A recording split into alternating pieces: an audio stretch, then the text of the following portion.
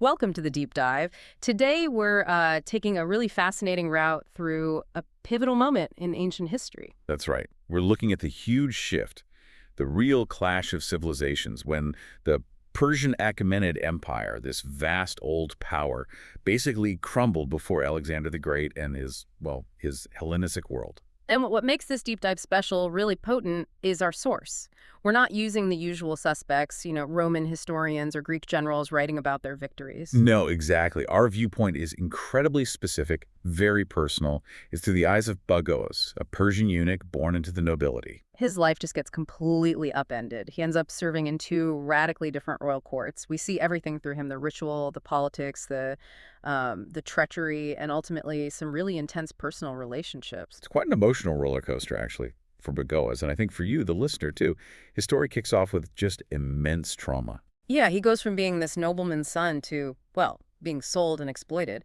And then somehow he develops this incredibly complicated, fierce loyalty to Alexander, the very man who essentially destroyed his world.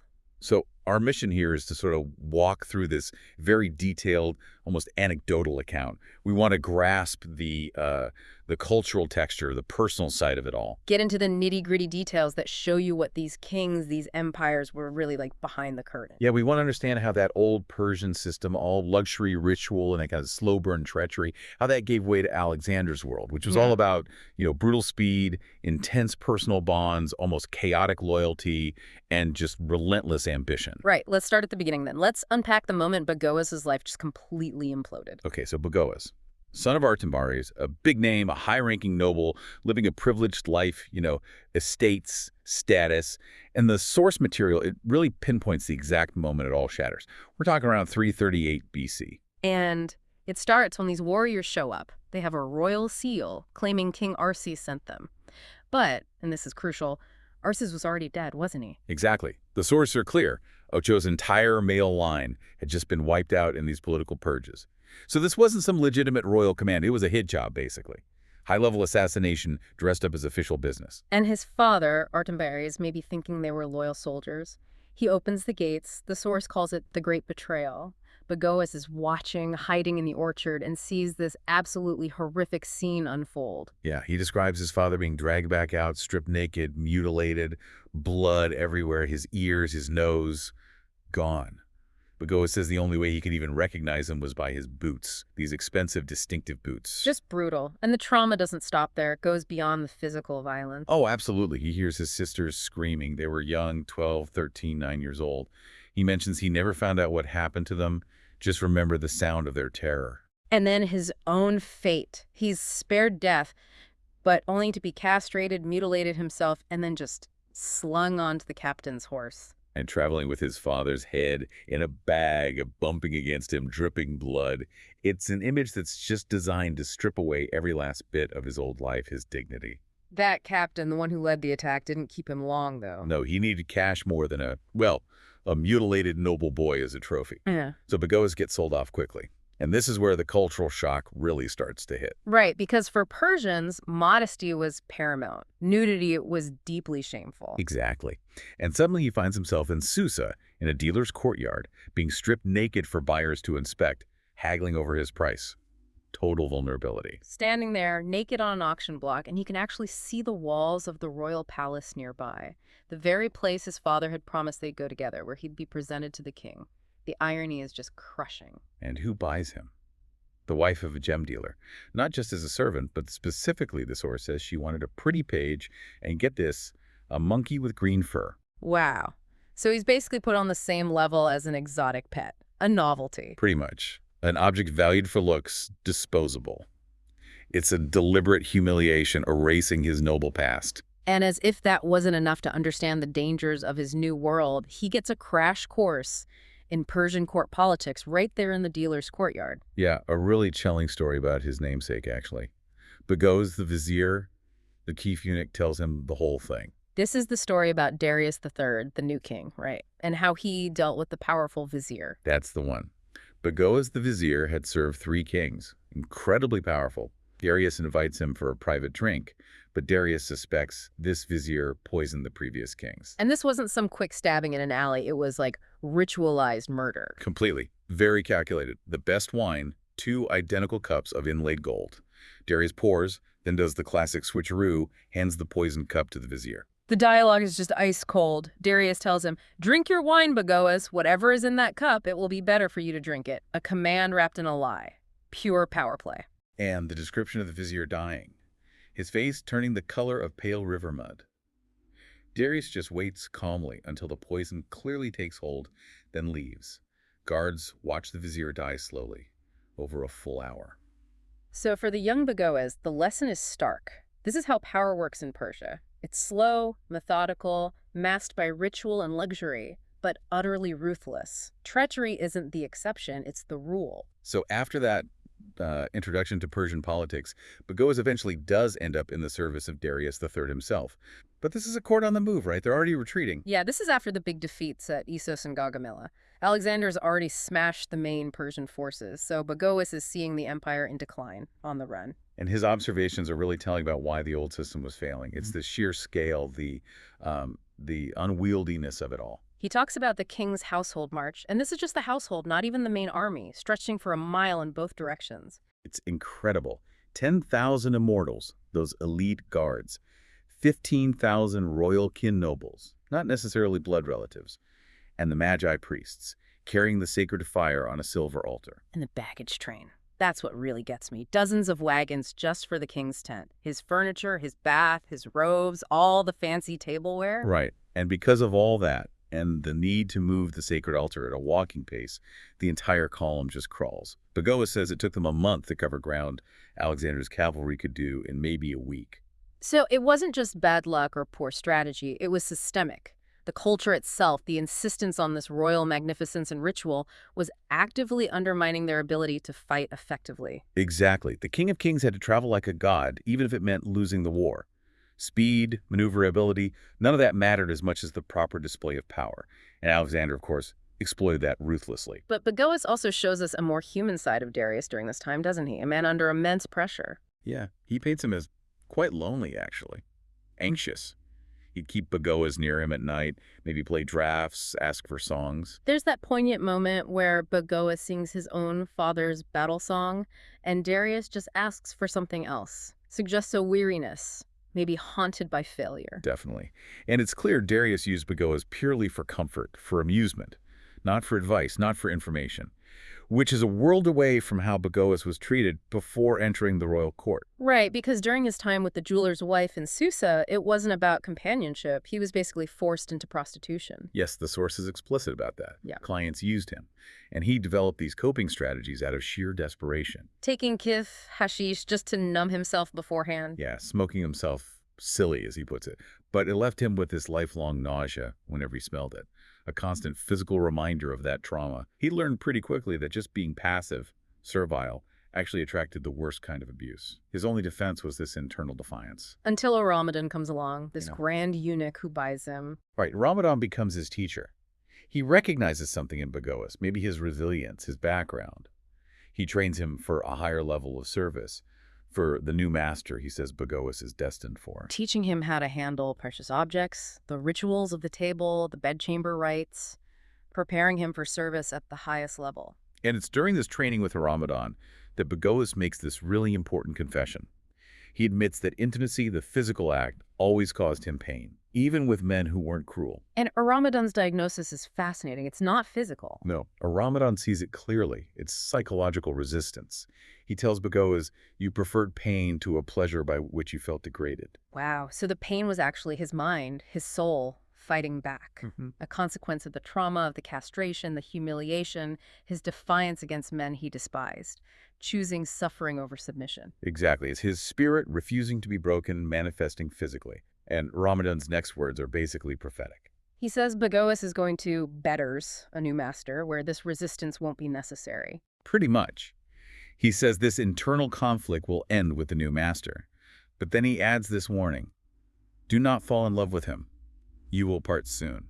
Chilling. So Ramadan sees not only the potential for healing for Bagoas, but also predicts the short, tragic trajectory of Alexander's life. Yeah, it frames Bagoas' encounter with Alexander not just as meeting a conqueror, but is fulfilling some kind of destiny.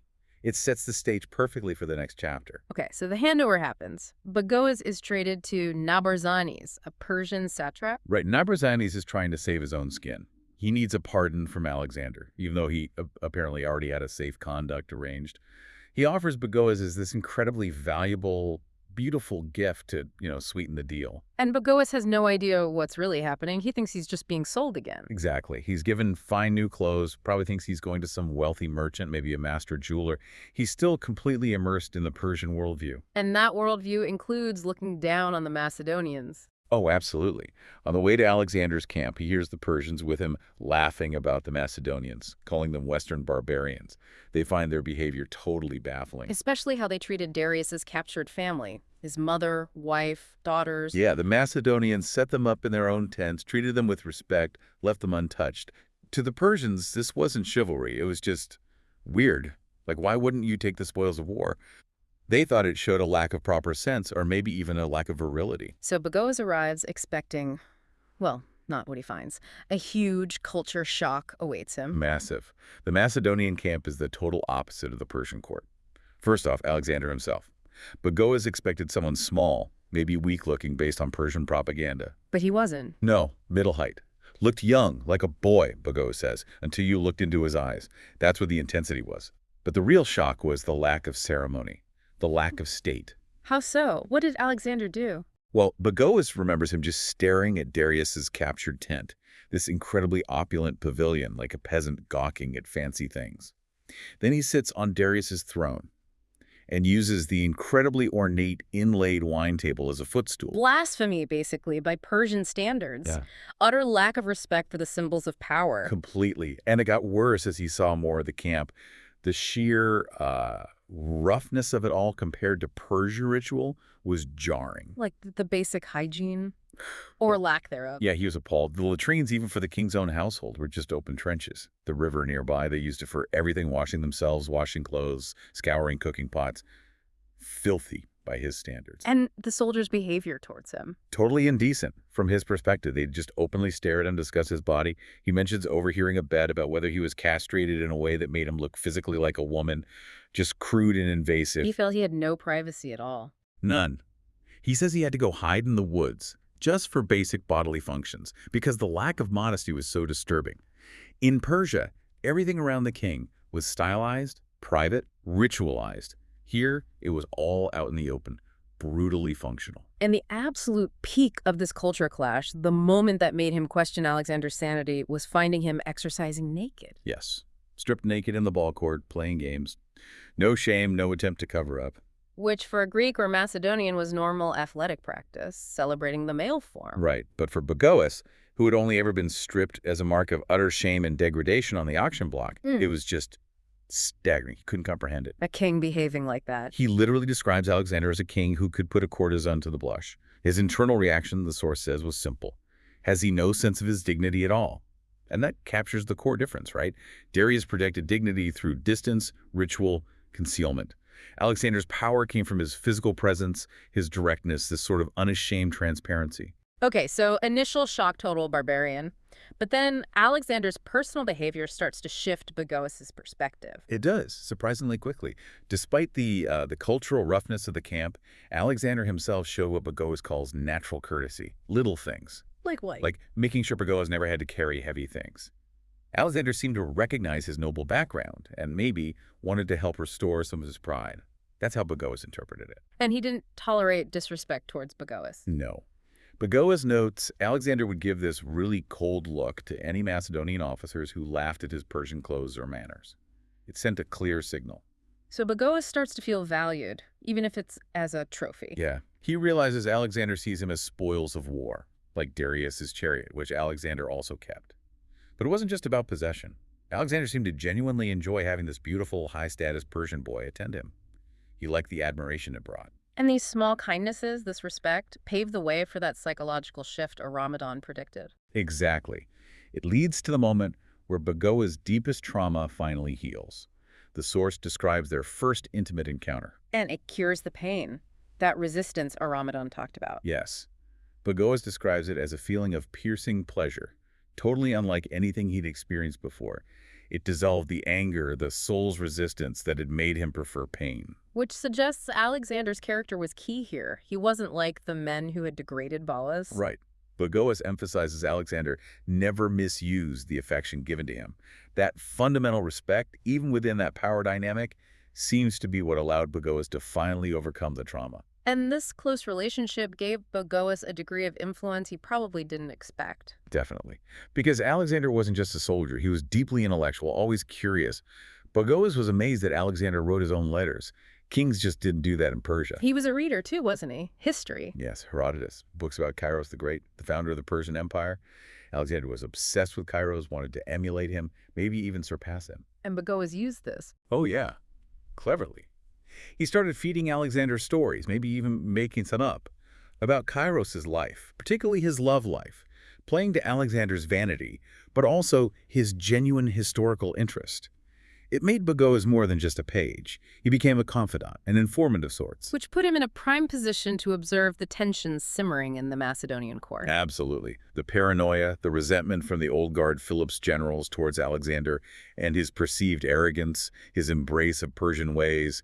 Bagoas saw it all. Especially with Philotas, son of Parmenion, Alexander's most senior commander. Yes.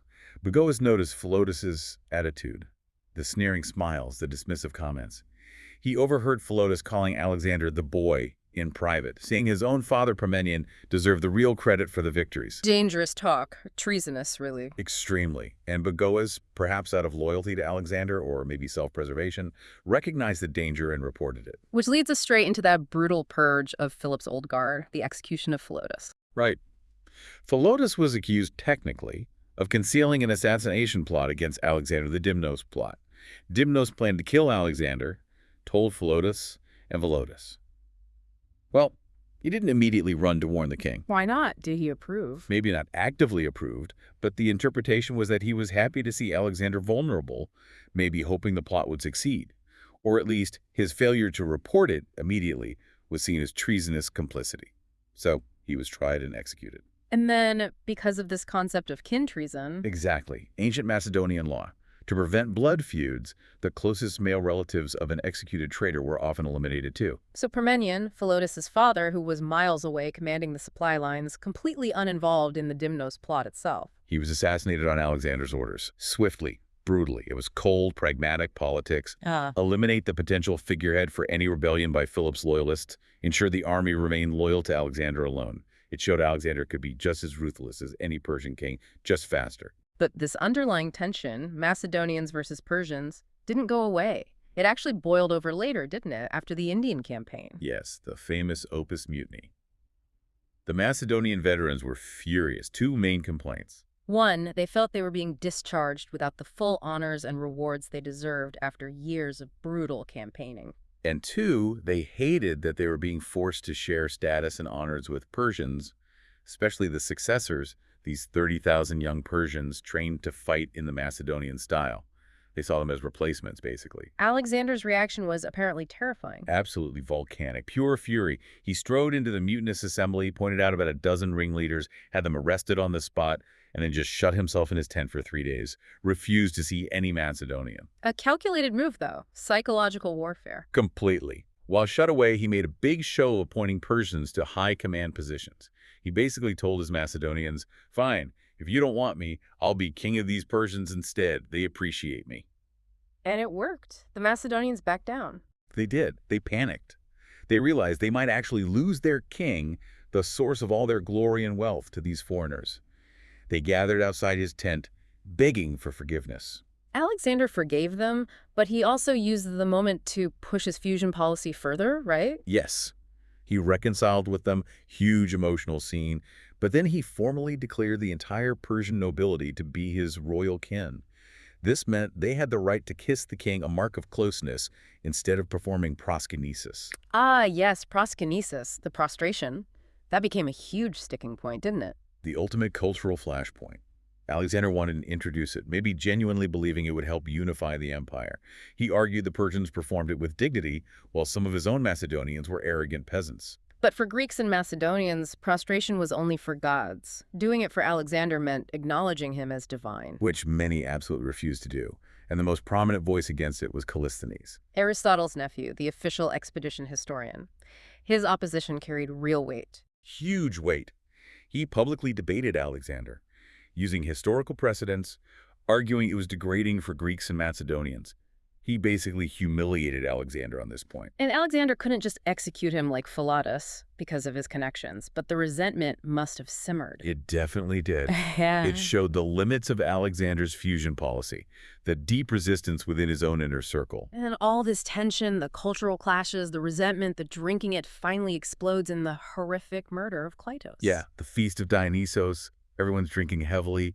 Cleitos the Black, one of Alexander's commanders, a man who had actually saved Alexander's life at the Battle of the Granicos. He just loses it. What'd he say? Fueled by wine and anger, he starts shouting that Alexander's getting too big for his boots, forgetting the men who made him great, forgetting that Cleitos himself saved him. He essentially challenges Alexander's achievements, maybe even his divinity. And Alexander snaps. Completely. Blind rage. He's looking for a sword, can't find one, grabs a javelin, and just skewers Cleitos. Kills him on the spot. The aftermath must have been devastating for Alexander personally. Oh, the grief, the remorse was apparently overwhelming. Bagos describes him just collapsing, calling himself murderer over and over. It showed the terrible cost of this cultural collision, the impossible strain Alexander was under, caught between his ambition and his very human, very Macedonian ties. So as Alexander pushed his fusion policy, alienating some Macedonians, his personal relationships seemed to become even more central, like his marriage to Roxane. Right, Roxane, daughter of a Sogdian chieftain, captured after the siege of the Sogdian Rock. Alexander was apparently instantly smitten. Bagoas notes Alexander praised her beauty, though mentions she was darker than himself. But this wasn't just about love, was it? It was political. Oh, definitely. Marrying her helped solidify control over that rebellious eastern territory. But it caused a huge uproar among his Macedonian generals. They wanted him to marry a Macedonian, ensure a Macedonian heir. Exactly. His closest friend, Hephaestion, was apparently furious. They saw it as Alexander turning his back on his own people, choosing a barbarian bride. And the relationship itself sounds stormy. Bagoas mentions Alexander had to discipline her quite harshly. Yeah, there's a rather stark comment that Alexander had to use a huntsman's whip on her at one point, Right. apparently because she kept meddling in politics against his orders. Bagoas adds this interesting cultural note that Sogdian women have a great regard for strength. Make of that what you will. Despite the marriage, Hephaestion clearly remained the most important person in Alexander's life. Without a doubt, Hephaestion was his first, his most public, his most constant love. Bagoas says Hephaestion treated him, Bagoas, politely enough, but with a certain distance, pleasant with me as with a dog, is the quote.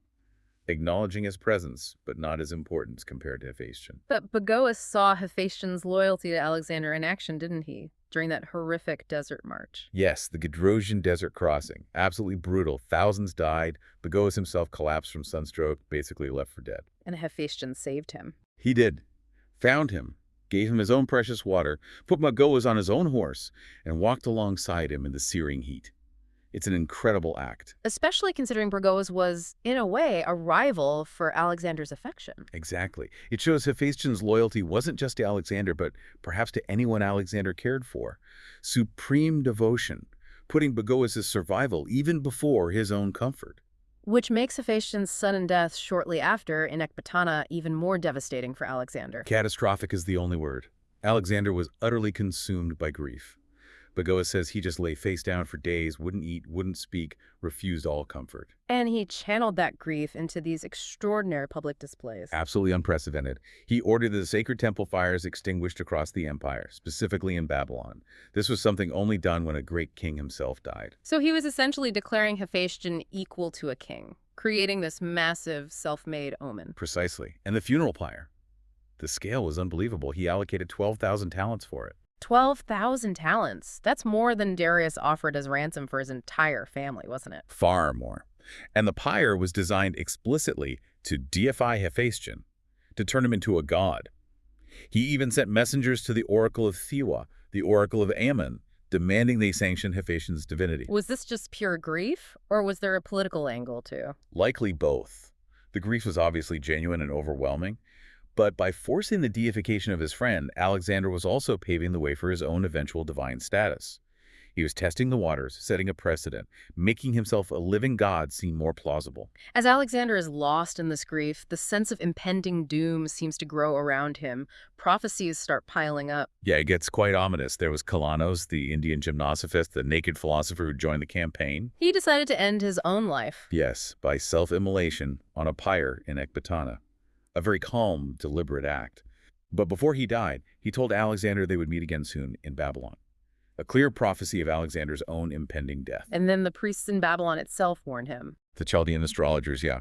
They read the stars and told Alexander it was unpropitious, dangerous for him to enter Babylon at that time. Did he listen? Initially, yes. He actually tried to bypass the city, but then he changed his mind, defied the warning. Bagoas reports Alexander saying Hephaestion was reaching out to him from the dead, drawing him into the city.